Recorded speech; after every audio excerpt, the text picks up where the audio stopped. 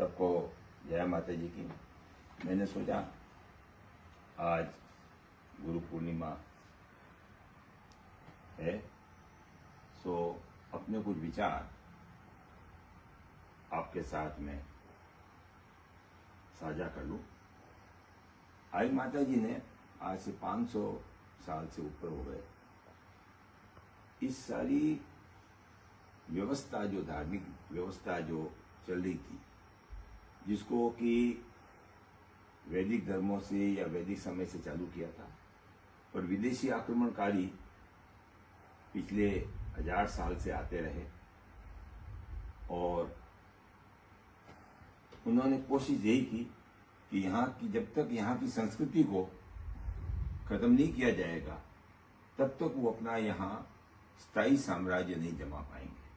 तो उन्होंने पुराने शास्त्र थे वो जलाए, जो विश्वविद्यालय थे नालंदा तक्षशिला जैसे जैसे कई होंगे उनको समाप्त किया, जो विद्वान लोग थे, ज्ञान के भंडार थे, उनको सबको समाप्त किया।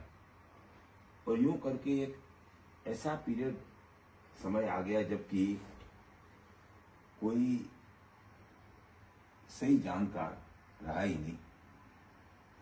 और तब फिर भी जो कि हिंदू धर्म, सनातन धर्म की जड़ें पाताल में थी, वो अपने घरों में घुस गया।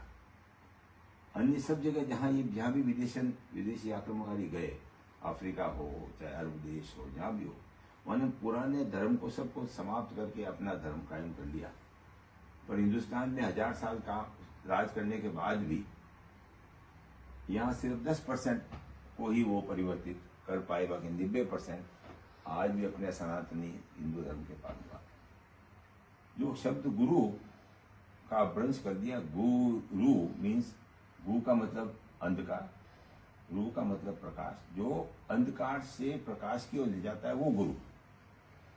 मतलब अब वो समझ गया जब एक ही गुरु होता था, और वो भी एक गुरु नहीं होता था। अगर अपन रामायण वगैरह में देखें तो विश्वामित्र को अपन गुरु मानते हैं, पर उनके रघुकुल वंश के, राम के वंश के वशिष्ठ कुल गुरु थे, मतलब पूरे।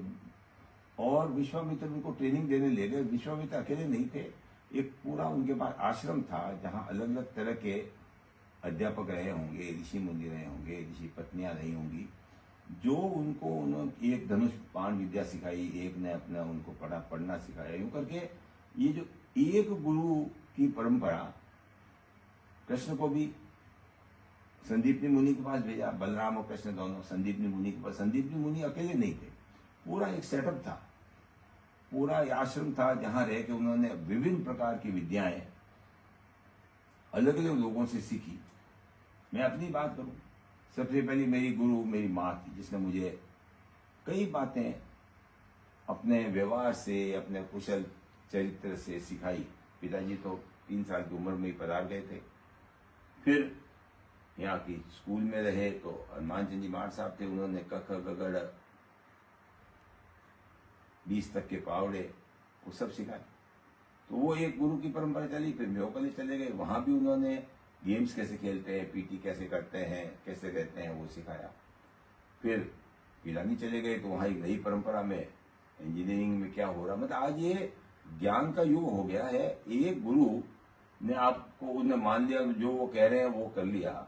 वो आई माता जी ने परंपरा ये 500 वर्ष पहले तोड़ दी थी। उन्होंने ये जो गलतफहमी और अंधविश्वास जो चल रहा था उसको लगभग समाप्त कर दिया।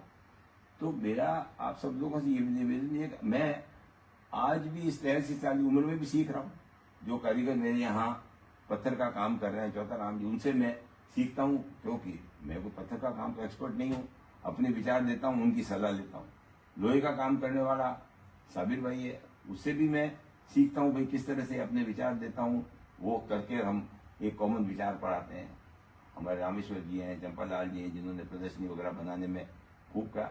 तो एक जॉनसन करके बड़ा फिलोसोफर हुआ है अमेरिका में, जो कहता है कि कोई आदमी जो मुझसे मिलता है रोज, वो कहीं न कहीं बात में मेरे से ज्यादा समझता है।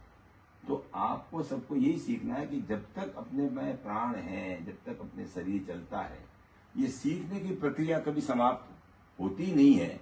ये तो सीखते जाओ उनको, जो जब भी सीख पाओगे जब आप उसको अपने से उच्च मानोगे।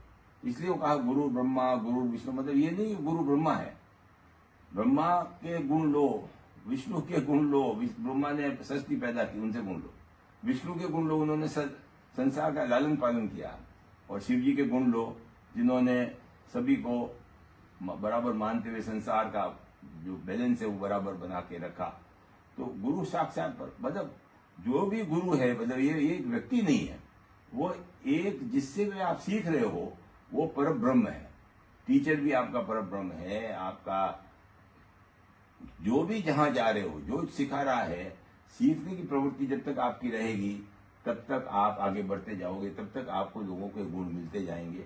आज इस गुरु परंपरा के, गुरु पूर्णिमा के उत्सव पर मैं सबको शुभकामना देना चाहता हूँ। और अपना ये विचार, अब जैसे यहाँ से इन बच्चों को भेजा 4, चौथी, 5वीं पास करके, उनके गुरु कौन थे? उमाजन दो, जिन्होंने घर पे रह के कैसे घर रखा जाता है, कैसे घर साफ किया जाता है वो सिखाया। दुकान पे ले गए, कहाँ से हिसाब रखा जाता है, कैसे दुकान पर काम काज, कैसे ग्राहक से बात की जाती सिखाई। तो उनके वो गुरु भी हो गए। फिर बाद में जहाँ भी रोज जो है कोई ना कोई ग्राहक आता है, वो आपको कुछ तो कुछ सिखाता है। आज सबको जय माता जी, खुश रहें और नया नया ज्ञान इस बदलते, तेजी से बदलते युग में आप प्राप्त करते रहे। बोलिए माता।